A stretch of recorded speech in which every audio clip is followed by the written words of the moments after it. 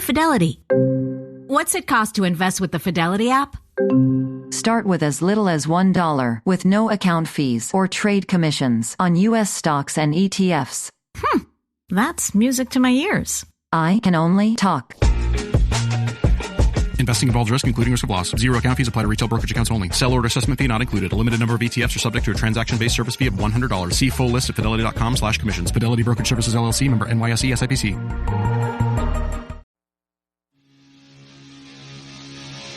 Savaged, unfiltered.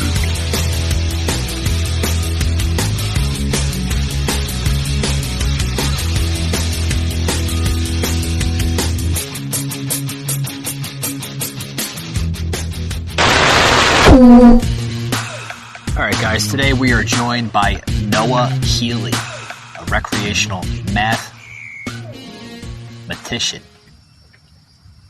as well as many practices in his passions. Guys, let's bring on Noah. Noah, tell us a little bit about yourself, buddy. That's not a line of work. That's a line of fun, really. So the difference between a professional mathematician and a recreational one is motive, not activity. The professional mathematicians generally teach as well as study, and I get away with just studying, and so that's the fun. My area of interest, each recreational mathematician sort of has their own specialty. My area of interest is computational mathematics. So what I like to do is collect new techniques for efficiently achieving process and think about how to bring these techniques together and create new ones. And that play in the space of communication and information is where this marketplace that I'm working on came out of. Oh, wow. Yeah. See, I wasn't quite familiar on how it works. I've heard bits and pieces of, other people, in that field, if I may say that. I just wasn't familiar on how that works. It sounds quite interesting. I did mention that you go into a superior form, for the marketplace, and you're trying to use that to upgrade the economy. Did you want to dig into a little bit of that? Because I kind of found yes, absolutely.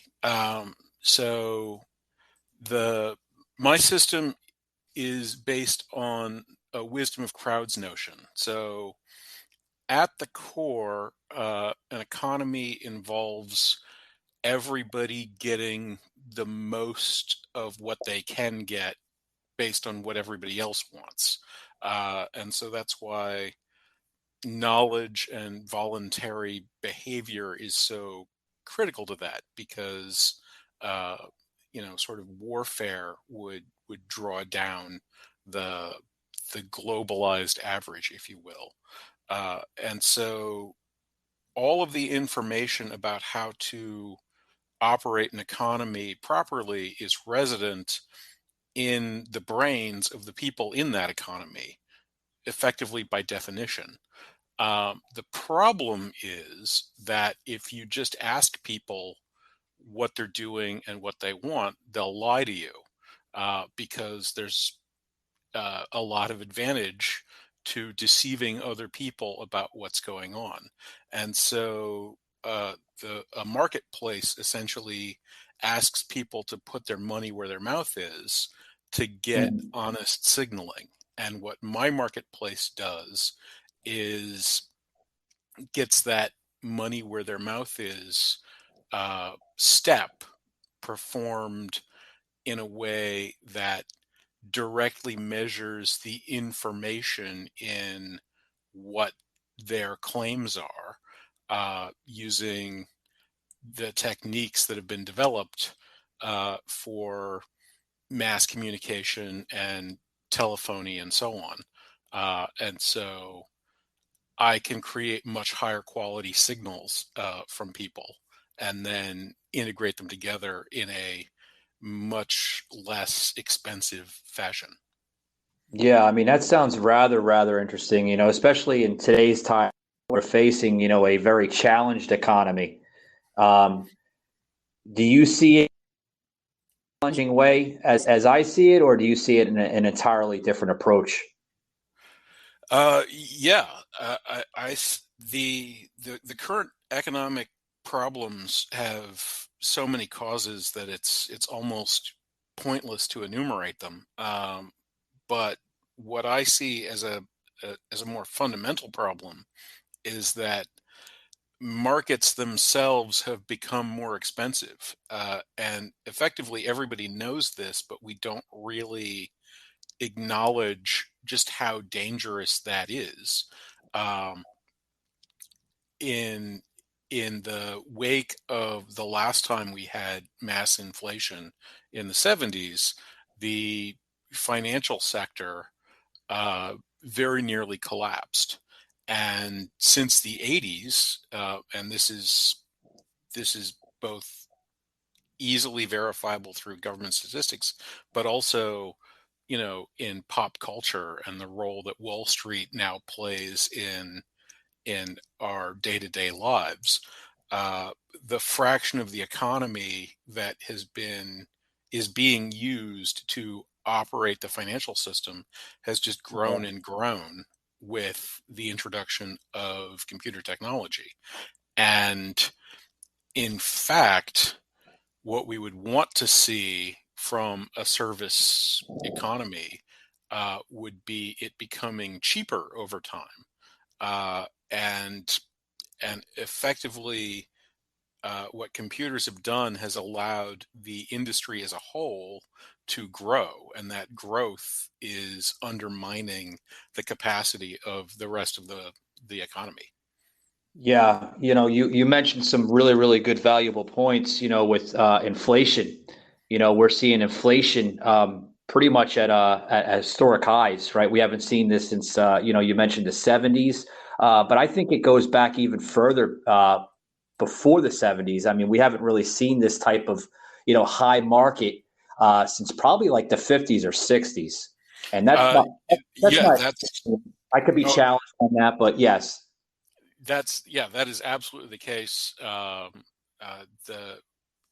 The degree of interconnectedness of various regional markets has only increased since the global financial crisis, and the various governments of the world all agreeing to sort of simultaneously weaken their currencies, which has shielded us from a lot of the inflation that has been produced over the last decade plus at this point. Um, and so now that that's breaking loose, we are seeing it effectively all over the place. The the euro broke through the psychological barrier of being worth less than a dollar. Um, uh, China is dealing with mass internal issues with their property markets. There are reports of 50 and 70% revenue hits from their property developers, which is the core of their economy. And of course, we're seeing inflation hit new heights. And again, depending on which statistics you decide to look at, it's either uh, the 70s or the 30s that you'd have to go back to see similar inflationary events Right, occur. right. So No, there's yeah, not, like I have bad knees, and I'm fortunate that it's very rare for both of my legs to go out at once. And so, if you're in that kind of position, you can sort of walk on one leg. If Asia goes down and America's strong, then the economy can kind of limp along. But we're seeing simultaneous problems in Europe, Asia, and North America. Um, will Africa South America and India be able to toddle forward? I don't know the answer to that question.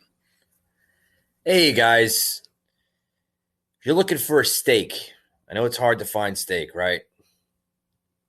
You know, a lot of restaurants that just overcooked, undercooked, just not to your taste buds, right? You want that juicy steak. Look no further than Omaha Steak. I love them, guys. Love them. If I didn't love them, why wouldn't I be promoting them on the podcast today? Go over to Omaha Steaks, okay? They are phenomenal, guys. The juiciest steak you'll ever taste in your life. Okay? A lot of people are like, well, how does it get delivered to your house? You know, with gnats and bugs going to get into it. And no. It's not, you don't have to worry about all that. It is in a sealed, perishable bag delivered to your house. So you don't have to worry about the gnats and the bugs get into it. It's fresh from the time they ship it from their distribution center to the time it arrives at your house. The juiciest steak you'll ever have in your life, guys. Check them out today. Omaha Steaks. Love them. They're phenomenal. Unfiltered. Hello again. Yeah, how are you doing? Sorry about that. We had a power outage here. We had some bad storms, thunderstorms roll by the area, but everything should be back in order right now. Sorry about that. That's okay. I was afraid it might have been on my end. Yeah, see, that's what happens. You know, the technology's great today, but you know, it doesn't work when you have bad thunderstorms.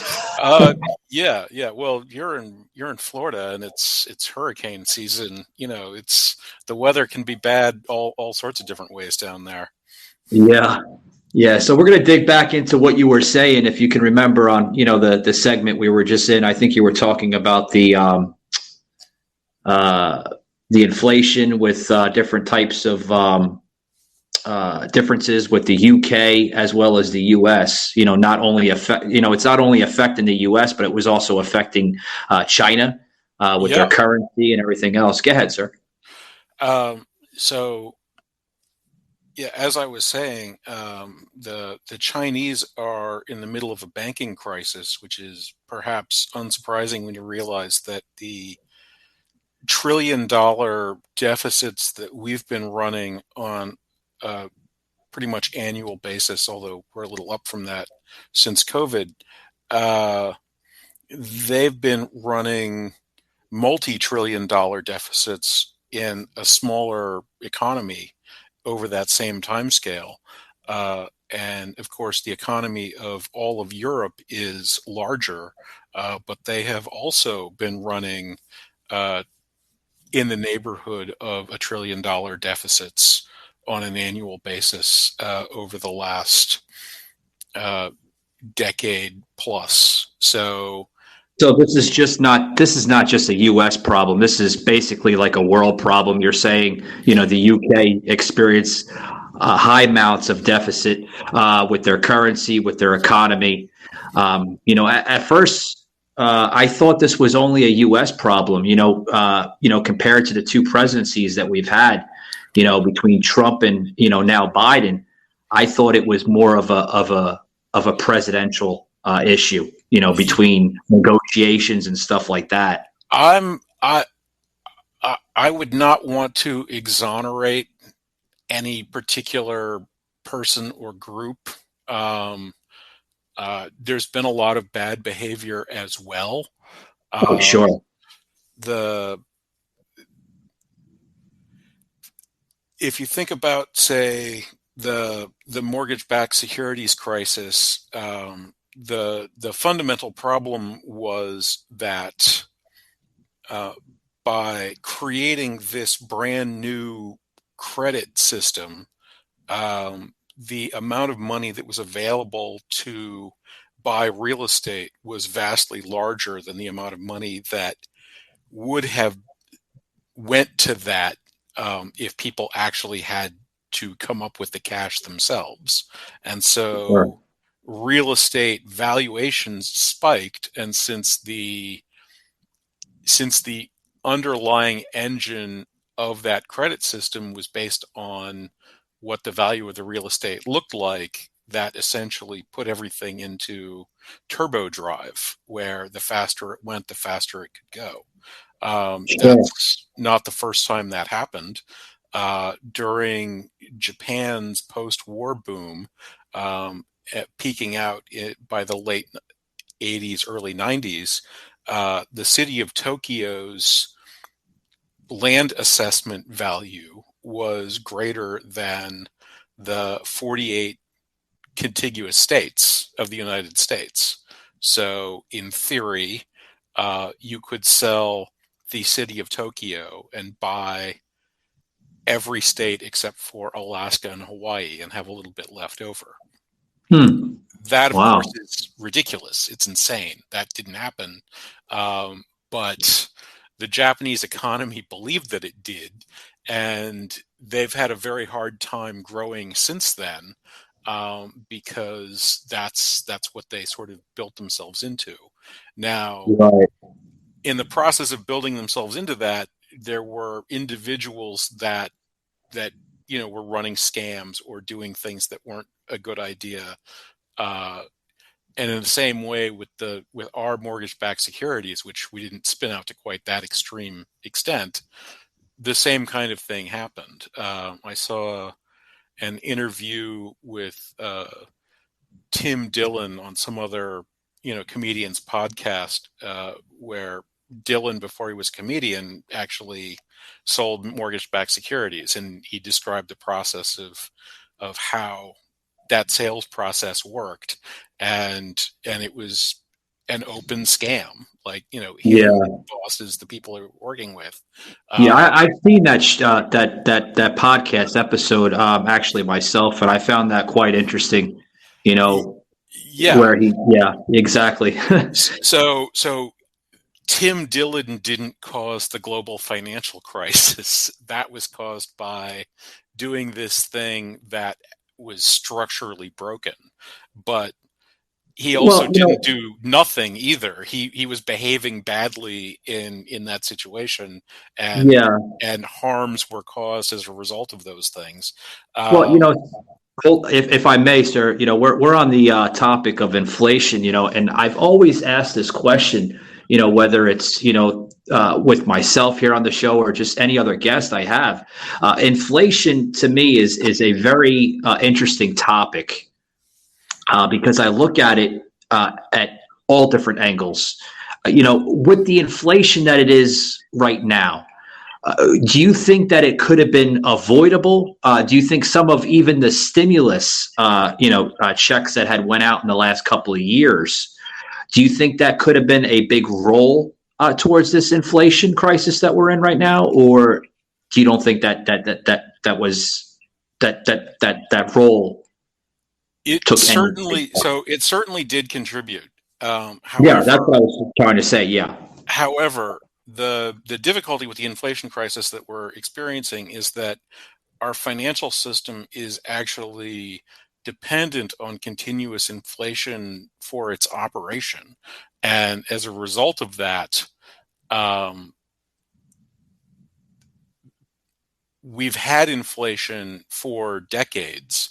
The thing that's really causing us to become quite worried now is that inflation has broken out of the little sort of asset walled garden that it was in, where it was just jacking up stock prices, and people were fundamentally okay with stock prices getting jacked up.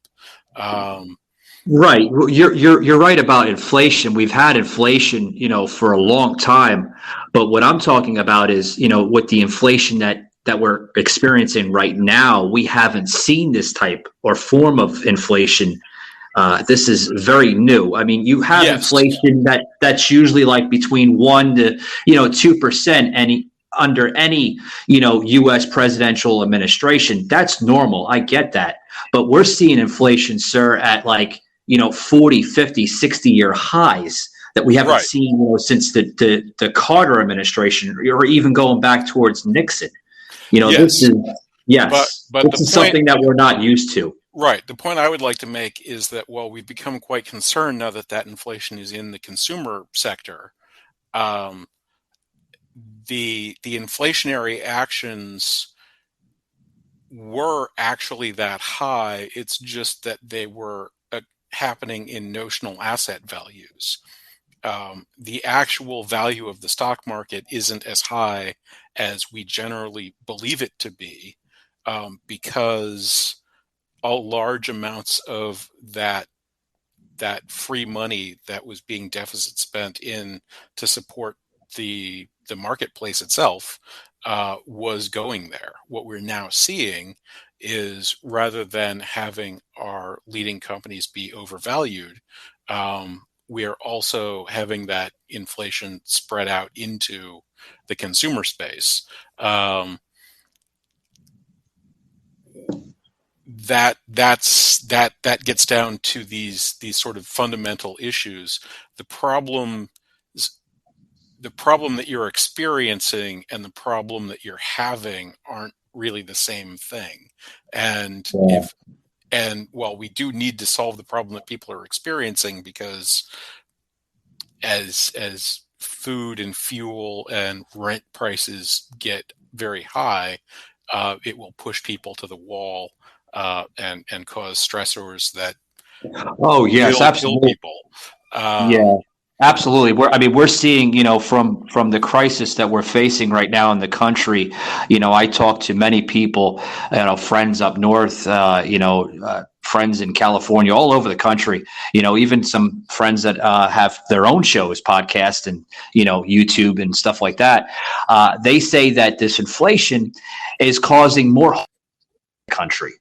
And I could see that, with the rising, housing, the rents, the mortgages, as simple down as, you mentioned groceries and, gas prices. Do you see this turning around? Because I'm sorry, I'm kind of getting into this topic. I wanted to get into your game theory, and also I've noticed that you had developed a patent pending system, which I hope we have some time to get into that.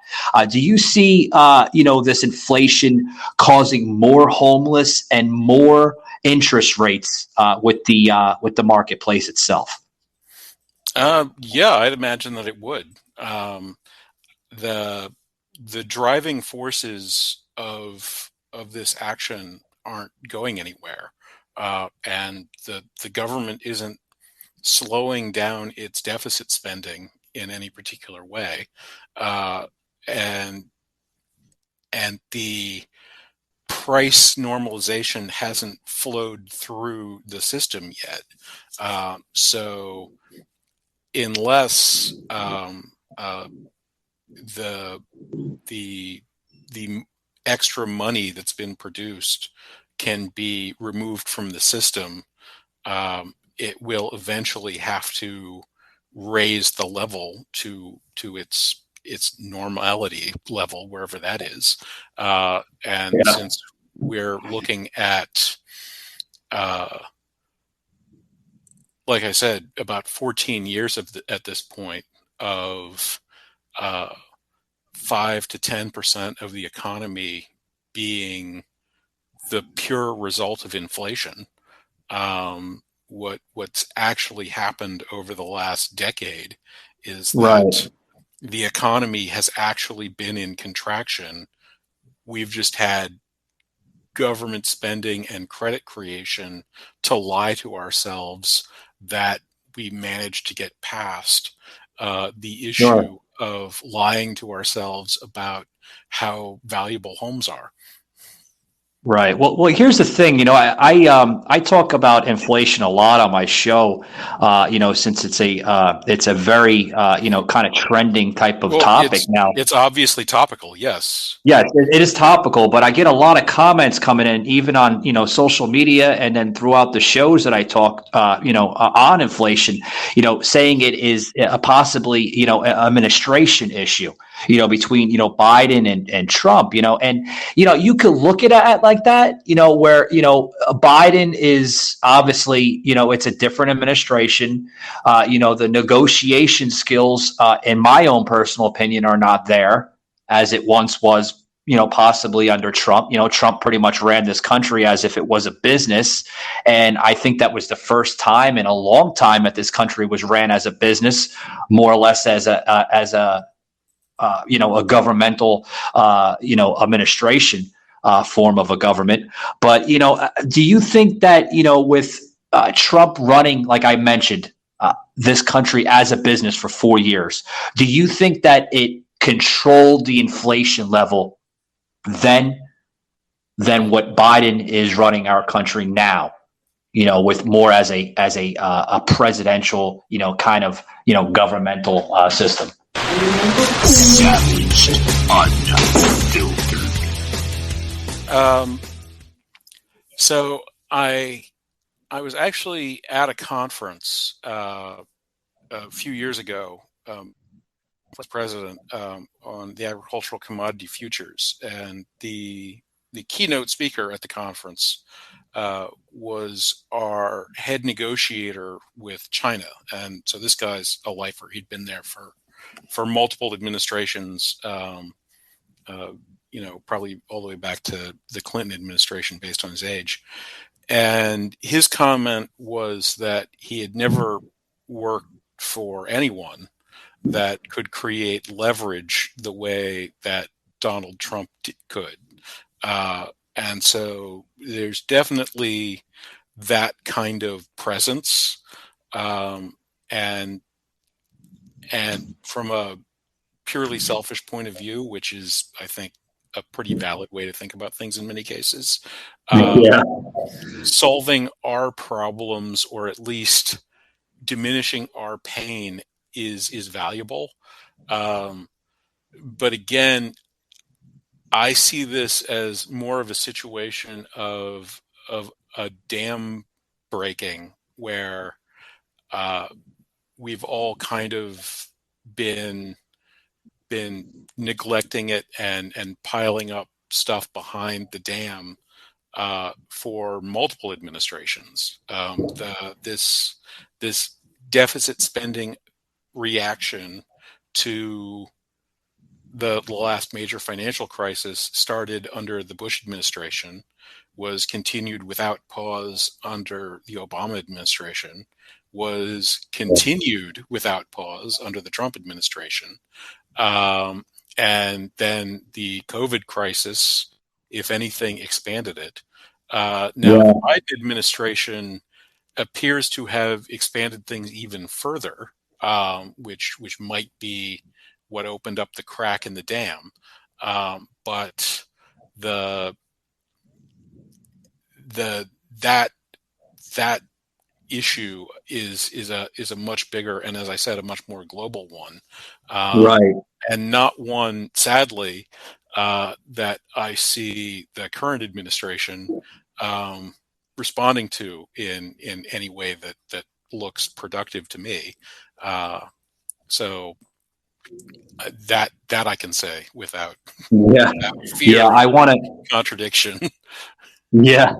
I want to make some room here before we close it out, because we got into a topic right now that I touch on extremely, a lot on my show. And, inflation is, everybody wants to know, like where is our country going, with this current problem that we're in. We're facing,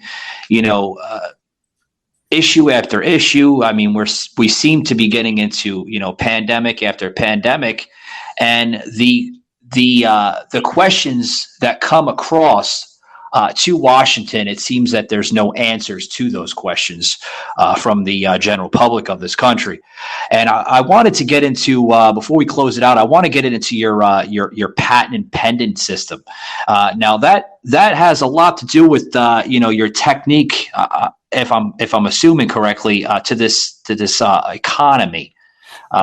Yeah. So do you have any? Go ahead, sir. The reason that's patent pending is that the patent office has gone really full Kafka at this point. So the patent was actually accepted at this point 2 years ago. Oh, wow. They acknowledged that it was useful. They acknowledged that there's no prior art of any description. Nobody's ever really come up with a way to innovate in market space the way I have. But then the quality control department put And why put do in you the think? kibosh. Yeah, why do you think it's like that, sir? You said it.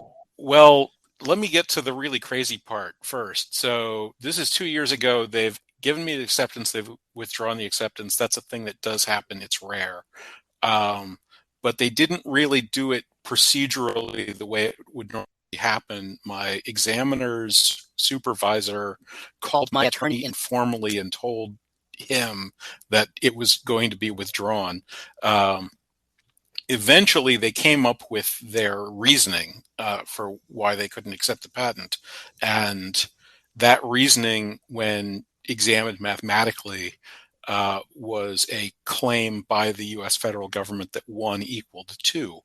I found a paper on algorithmic analysis that's actually hosted on the National Institute of Standards and Technology that describes the how 1 and 2 are different in the context that was important, and we wrote a very strongly worded rebuttal of that claim, which they ultimately accepted. And so in February of this year, the patent was reaccepted. Well, several weeks after that, the reacceptance was re-rejected, and my examiner and his supervisor explained that they couldn't understand the reasons being given by the QC department. And so they basically just repeated the last one. If it's me, if I may add, it almost sounds as the first kind of merry-go-round with this thing here. It sounds more as a political agenda.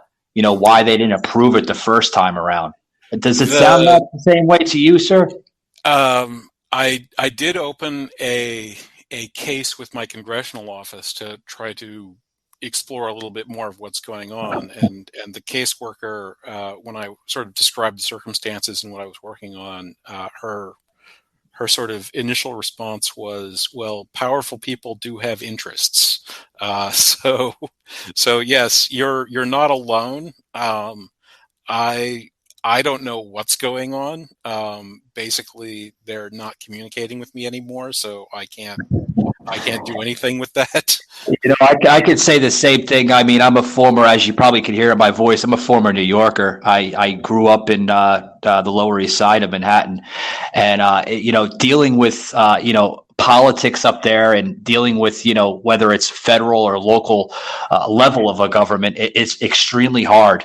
And I've noticed that. I have some friends in the private sector, and I have some friends that work for on both a federal and a local level, and they tell me, dealing with Washington up there, or dealing with the state level, is extremely hard. And I know you happen to reside up in Virginia, and it's if it's difficult. It's difficult, and I can tell you, living here now in Florida, everything is a lot smoother. I've noticed, and people are like, well, Michael, you don't live in the Sunshine State, you live in the Freedom State. And I'm like, oh, yeah, a lot of people are calling that now, due to Ron DeSantis changing the landscape of politics here in Florida, which is great, but, like this pending system, do you feel that it's going to make impact on our economy? I don't know what phase you're in it with it, but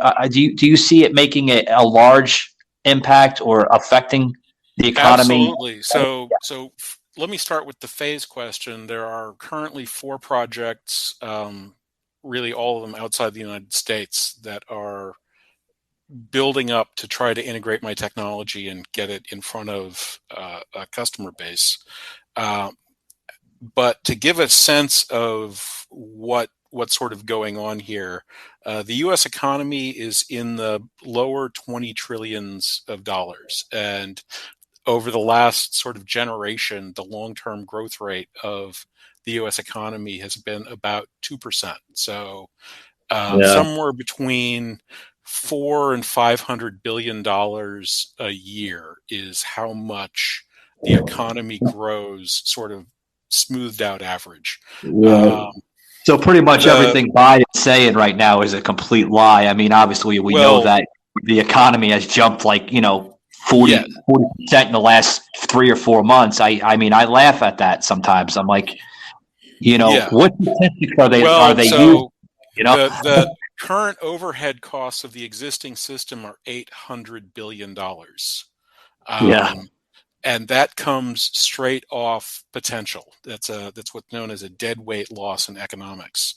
So my system could reduce that cost by 50, 90, or even more percentage, which would, if you took that and added it on, would effectively double the growth rate of the American economy. Oh, wow. Wow. Do other people or organizations or people that you may have worked with or even the general public, do they have any type of knowledge that this could work? They do not.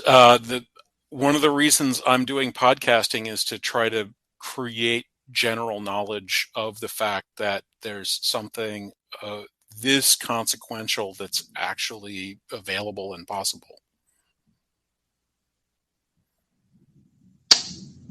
I think you're onto something there, Mr. Healy. I mean, this sounds fascinating where, not only can it play a big part on our economy, but it may be the answer to fix all of this, So I would caution you. I believe that the scope of the problem that we're presently in requires more than doubling human wealth. And this really only has the potential to do that. I think we're at a point now where somewhere between a 3- and 5-fold increase in general wealth is necessary, which is, I'd expect, the reason why governments are behaving so irrationally to attempt to lie about how much wealth actually exists. But I can't see how it could hurt to double human wealth. Well, I mean, it could play a good, benefit on it. Yeah. Yeah, it would help out. I'm pretty sure. Yes, it would help out. I love to dig more into this, but I'm kind of losing time here because I have another appearance I got to make on a show. Actually, I wish I had more time with you, and I hope to have you back on the show because I'd love to get more into this patent system that you have developed. Because it sounds quite fascinating. Yeah, great. That would be fine for me too. This was a lot of fun. Yeah. I'm going to set up something in the near future because I think the audience and my listeners they'd love to hear more about this because this is something that is that is fresh that I've never heard of and possibly not only the nation but the world has never heard of yet. And I think you're onto something here, and it sounds very special. And I love to hear more about your ideas and where you want to bring them to. Yes. I'd love to talk to you about that stuff. That's really what's gotten me into podcasting in the first place. Yeah. The same thing with myself too. Noah, for the listeners that may be listening to this, and people that are not aware of your work and what you do, where can they find you at? So there's a website that I have called coordisc.com. That's COORDISC, where you can learn more about me and this idea. You can find me on LinkedIn. I'm the Noah Healy on there, and you could reach out to me through my email, noahphealy@yahoo.com. Great stuff. Noah, like I said, I hope we're not going to be a stranger here in the future. I'd love to bring you back on as a part 2 of this podcast episode to learn more about this system that you have developed. Noah, it's been great talking to you on this episode, and like I said, let's not be strangers, and I hope to have you back on my show in the near future, sir. Sounds great to me. All right. Take it easy, sir. Alrighty, guys. You just heard the voice of Noah Healy, recreational mathematician, as well as other practices and his passions. We're going to invite Noah for part 2 of this episode in the near future. I highly suggest you tune into the final episode of this great conversation I had with Noah.